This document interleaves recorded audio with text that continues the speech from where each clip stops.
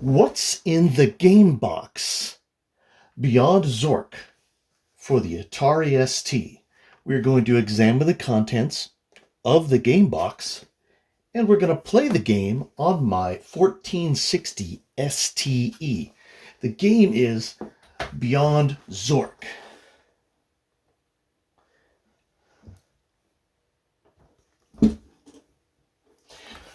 So, Beyond Zork. I've never actually tried this game before. Supposedly, it is a text adventure with a little added extra that goes beyond Zork. Let's take a look.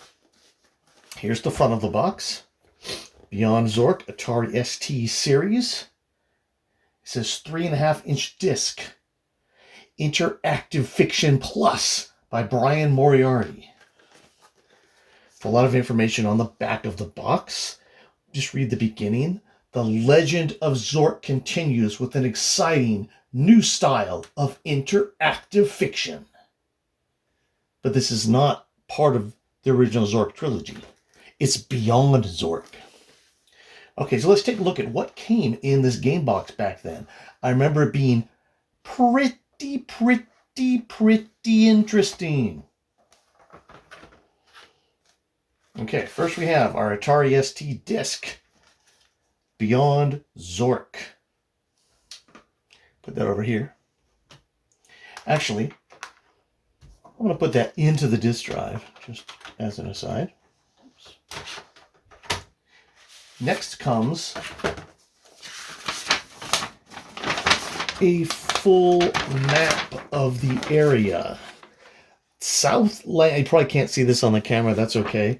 But it's Southland of Quendor. That's pretty cool.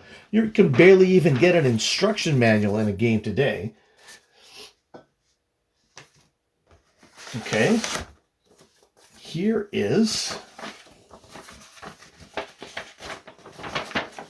an actual ground maps. La Maison de Jean Lafond. La Maison de Jean Lafond. I don't know what that means. I haven't read the instructions, but this must be in France somewhere, or somewhere where they speak French. It could be Belgium, but anyway, it could be Switzerland. They speak French. So you get a whole map. Okay, you get a whole you got a map. Then you get this interesting another map that's just of La Maison de Jean Lafond. I just like saying that. Okay, what else is in here? The original, yours free Questbusters card to send in and get a free issue of Questbusters magazine, and then you could get 12 issues for $15.99. I don't remember ever seeing an issue of this, but I'm sure it's there. I may look it up on archive.org and see if it exists anywhere. Questbusters. Then we have the Atari ST series specific card. It says what you need: an ST and a disk drive and a blank disk.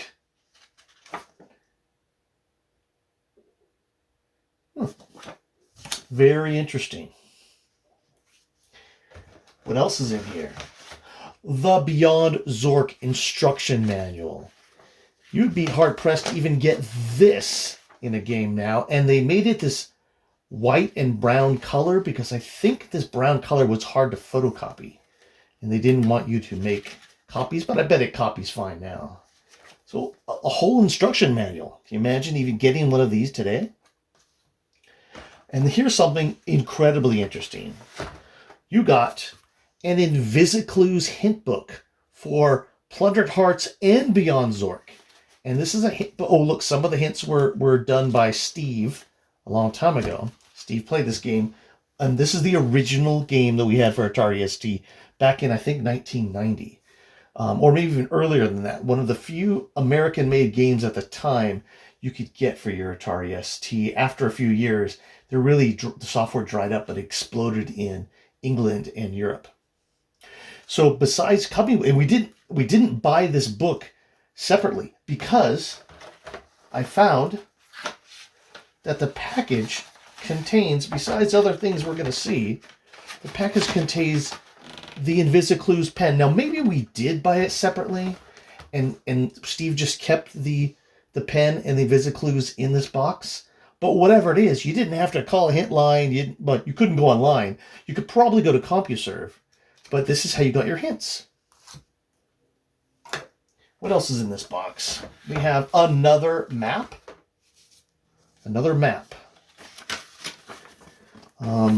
Lots of maps, and I noticed that, well, let's just take a look at the maps. The Infocom maps are very intriguing. That's another map. Looks more like a flow chart than a map, but I guess it is a map. And, yeah, this is passageways inside another place. Maybe it's underneath the other manor. Oops, I didn't fold that properly. The ASMR folding channels would get really angry at me for that. Master Storytellers. This is an interactive fiction. This is the interactive fiction catalog. Let's see how many of these came out for the ST. Stationfall, I think, did. Lurking Horror, I think, did. Beyond Zork, obviously, did. Nord and Burt did, because I saw it. Plundered Hearts, I think, possibly. Bureaucracy. Hollywood. This is Hollywood Hijinks. Trinity, Leather Goddess Phobos. Hitchhiker's Guide to the Galaxy. Moon Mist, Zork 1, Wishbringer. Enchanter. Are you getting down to the really old, the older ones? The Zork Trilogy. Science Fiction Classics. And here's where they kind of packaged them together. It doesn't say which ones came out for which computers, but most of these came out for all of the supported systems. Not the Atari 8-bit after a while, but obviously the machines that were still going big at the time, even though Atari thought they were going big at the time, but probably Commodore 64, IBM, Apple, and assorted British computers. And then here is another book. This is a book to read before you play. It's the Lore and Legends of Quendor. Okay, so we are going to place these items over here, and I'll let you see me put them back in the box later for all of those of you that want to see things get back in the box. Let's turn on my 1460 STE, which is really a 1040 ST that has 4 megs of RAM in it. 1040 STE, mind you, that has 4 megs of RAM in it. And we're going to test out what you would have seen if you were playing this Zork game on your own computer. Now, back, this is I have a Satan disk over here, lots of games on it. We've seen some of these before in really early videos. I'm actually using, to view my ST, I'm using ST2VGA by, CenturianTech.eu. This is an awesome little device that allows me to hook an Atari ST computer up to a VGA monitor if that monitor is multi-sync and does 15 hertz. Okay, so let's get on to the game is on the floppy disk. It doesn't need to auto boot. And I'm going to beyond Zork.prg, and it is one of those games that supposedly works on the STE. I don't think there's any sounds in this game. It should not be stretching the screen, but maybe it is stretching a little bit. I can't tell. That didn't look like an ST screen, for instance. This looks like maybe it's more than 300 by 200. Maybe it's stretched a little. At least it isn't stretched all the way out, though, which is fine. I don't need it to stretch the whole screen. I don't care about that. As long as you see a lot of my Atari ST screen here.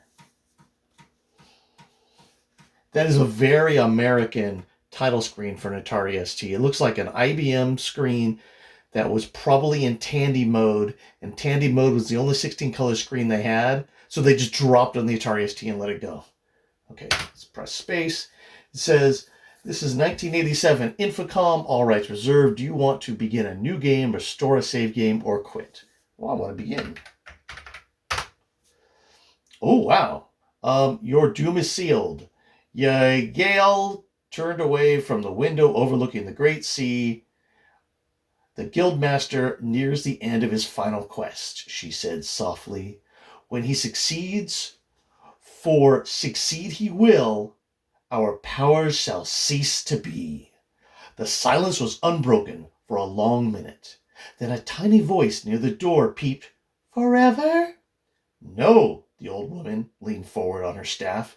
"The age of science will endure long. No one in this room can hope to outlive it. Our knowledge need not die with us. If we act at once to preserve our priceless heritage." I paused there a little bit, didn't. "Wherein lies our hope, Yale." I don't know how to spell it. Maybe it's Yale. It's Yegale. I don't know. "Wherein lies your hope, Yegale?" demanded the salamander in the front row. I don't know what any of that means. It sounds pretty weird. Let's move on. Okay. Beyond Zork, the coconut of Quendor. I don't know what that means either. The coconut of Quendor? Begin using a preset character. Let's randomly generate a new character just to see what it looks like when you do that. Ooh. Okay, use the up and down keys to highlight a selection.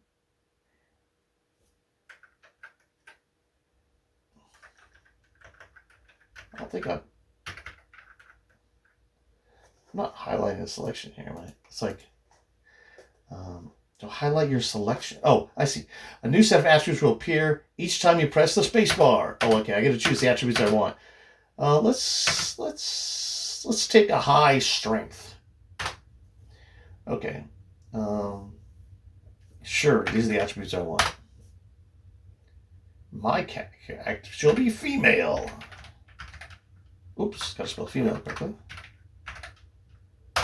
Just for the fun of it, this is an early game. Let you be male or female. That's pretty cool. What shall you name your character? The default is Buck Palace. I'm a female. I wouldn't be Buck Palace. I'm going to be Fawn Palace. Palace. Palaces. That name is silly. Please supply another. Okay. Fawn Hoodwinkle. Is Fawn Hoodwinkle correct? Yes. You're Fawn Hoodwinkle. Is this the character you want? Well, of course. Fawn Hoodwinkle. Do you want to save this character before I proceed? No, I don't want to save anything right now. I only save games in emulation when I can save to a save game state. I don't want to save any of these old discs. Even on the hard drive, I rarely want to save. But maybe I will. Now, this is where you get into, it's not that elaborate of a game. They've added sort of a status at the top. And you could tell that in between me saying I never played this before, I did turn off the camera and play this and check it out to make sure that this worked before I kept on recording.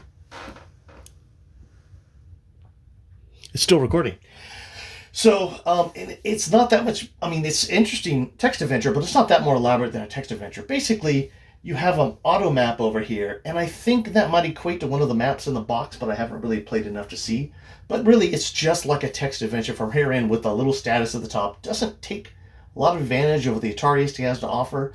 It kind of works on any computer with the way it's done. It would work with any computer that could redefine the character set so that you could create a map over here. Let's say, look, we're on Hilltop. Let's go to the village. I'll read it to you. The horizon is lost in the glare of the morning upon the great sea. You shield your eyes to sweep the shore below, where a village lies nestled beside a quiet cove. A stunted oak shades the inland road. Kind of reminds me of the beginning of The Outsiders when he leaves the movie theater. Anyway, let's go to Cove. You can't see any cove here. Okay, go to village. Go to the village. You amble down the hill, and basically you see that in it starts creating a map for you. Interesting thing about Infocom Adventures is that they have a very, very cool parser. You can say things like, I am hungry. Oh, 8, you gotta spell right. H-U-N-G. I'm hungry. Let's say, to ask about something, use the command ask character about a thing. Am I hungry? Oops. Am I? Oh, I don't want, anyway. And then you say, and you have a, besides a regular, the regular text and this information here, you can just do INV, I think your inventory, your inventory, and there it is, and it should say you're wearing a pack, you have one Zork mid, that's a coin, and then it says in your possessions, a financial nymph appears on your keyboard. By the way, she says, you can check the amount of cash you're holding at any time with the cash command, or just type a $ followed by return. Bye, and she disappears in a wink. So it looks like they were trying to add some cool stuff to this. They just gave you an Apple II screen, except for this is 80 columns. An Apple II and this 80 columns card would have been stuck here. So looks like a good text adventure. They didn't really add too much to it to take advantage of the Atari ST, but they did add a lot of items. And right now, with that on the screen, because I'm not going to play any more of this game now, I am going to put the items back in the box. Here is the VisiClues pen. Here are some of the clue books. Here is the map that I'm not going to fold against. This is going to make the map folding ASMR people very angry. Here's the VisiClues book. And one thing to know is, until today, I had not opened this box in 30 some odd years, I don't think. I don't remember ever playing this game. I don't remember looking for the disc. I just found the disc was in here. So let's put these back in here and let's get the disc out.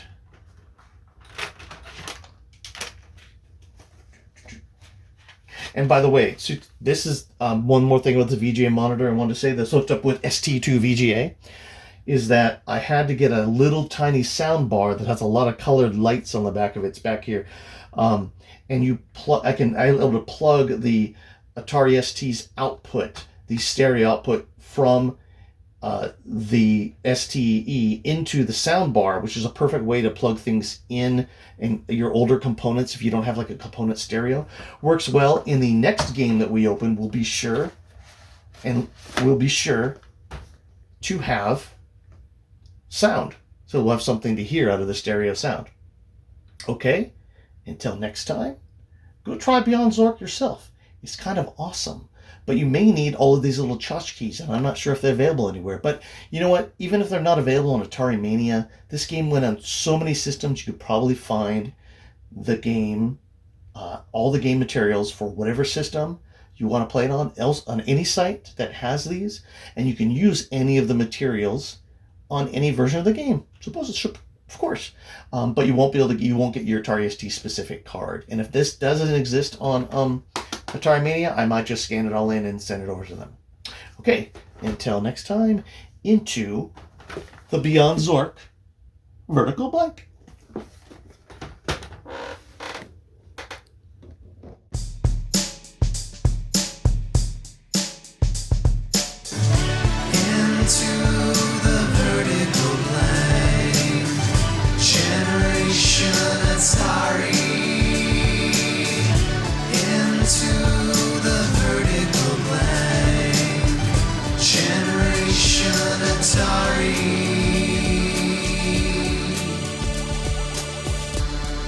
Into the vertical blank.